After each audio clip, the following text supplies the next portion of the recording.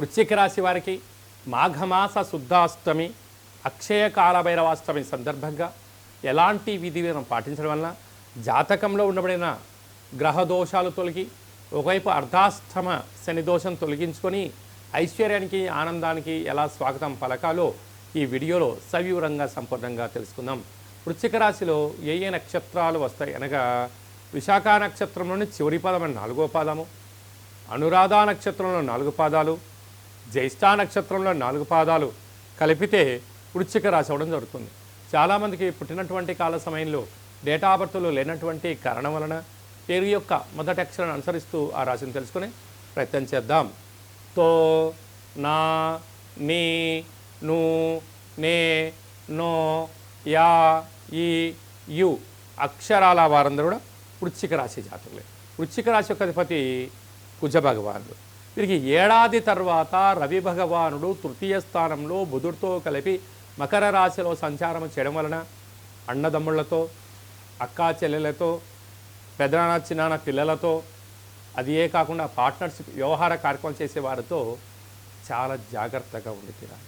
ఎంతసేపు అయినా వారందరూ ఏమనుకుంటున్నారంటే మీ దగ్గర ధనం బాగా ఉంది, మంచి వస్త్రాలు వేసుకుంటున్నారు, 4 బంగారు ఆభరణాలు ధరించారు, వాహనాల్లో మీరు తిరుగుతున్నారు అని చెప్పి లేనిపోని మాటలు చెప్పి వాళ్ళ అవసరాల కోసం మా దగ్గర అంత తెలివి లేదండి, మాకంత సమయం లేదు, మీరైతే బహు గొప్పగా మాట్లాడుతూ ఉంటారు అని చెప్పి మిమ్మల్ని ముందుకు తోసి డబ్బులను అపాయాన్ని వాళ్ళ నుంచి ఉపాయాన్ని తప్పించుకొని మిమ్మల్ని ముందు పెట్టేసి చిన్నగా జారుకుంటారు.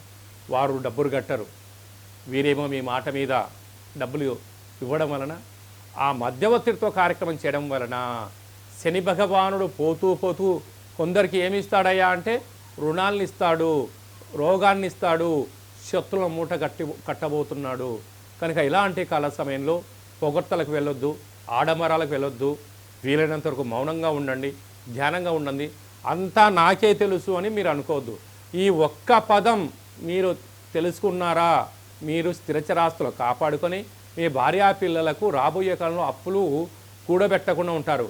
అంతా నాకు తెలుసు, వాళ్ళందరికన్నా గొప్పని, నేను చాలా తెలివైనోని అని అనుకున్నావా, నీ బంధువుల ముందర, నీ మిత్రుల ముందర, నీ సన్నిహితుల ముందర నువ్వు దేనికి పనికి రావని చెప్పి ఎప్పుడు తెలిసిపోతుంది? ఆస్తులన్నీ కరిగిపోయిన తర్వాతనే తెలుస్తుంది. దయచేసి బాగా వృశ్చిక రాశి వారు దీన్ని గుర్తు పెట్టుకోగలగాలి. అలాగనే అర్ధాష్టమ శని, సంతాన స్థానంలో శుక్రరాహుల కలయిక, తల్లిదండ్రులైనా, భార్య అయినా, మిత్రులైనా, పిల్లలైనా కూడా ధనం ఉన్నంత వరకే నీతో వారు ఉంటారు. ఒక్కసారి నీ దగ్గర ధనము లేదు, మీరు ఇబ్బందులు పాలవుతున్నారు అన్నట్లయితే మిమ్మల్ని పలకరించే నాథుడు ఉండడని చెప్పి కూడా గుర్తు పెట్టుకోవాలి. సప్తమంలో గురువు, కానీ మీకు ధైర్యం, నాకు ఎవరితో అవసరమేముంది, నా బలం, నా విద్య, నా ధర్మము, ఇదే నా విజయం అనుకుంటుంటారు.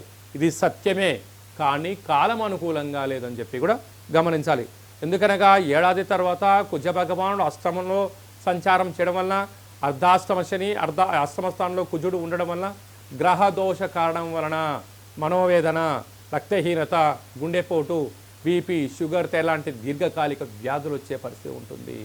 కనుక శత్రువులనైనా రోగాన్ని దగ్గరికి రానివ్వకుండా వేలకు తిండి, వేలకు నిద్ర, వేలకు ఆసనం, దానం, ధర్మం, ఆధ్యాత్మికంగా మీరు ఉండగలిగినట్లయితే ప్రశాంతమైన జీవితం పొందగలరు. ఈ వీడియో మీరు చూస్తున్నారు అన్నట్లయితే కాళభైరవ స్వామికి ఆశీస్సులు మీ పైన ఉన్నాయి అని చెప్పి గుర్తుపెట్టుకోగలగాలి. కనుక ఈ అష్టమి తిథి యందున ఇంట్లో నారికేల దీపాన్ని కానీ, పుష్పణ దీపాన్ని కానీ, ముడుపును కట్టి స్మరణ చేయడం వలన కాళభైరవ స్వామికి ఆశీస్సుల వలన ఆయన మనల్ని రక్షగా ఉంటూ ఆటంకాలను తొలగించుకొని శత్రువులను దూరం చేసి మనల్ని కాపాడే ఏకైక శక్తి కాళభైరవుడికి ఉంటుందని చెప్పి గమనించాలి.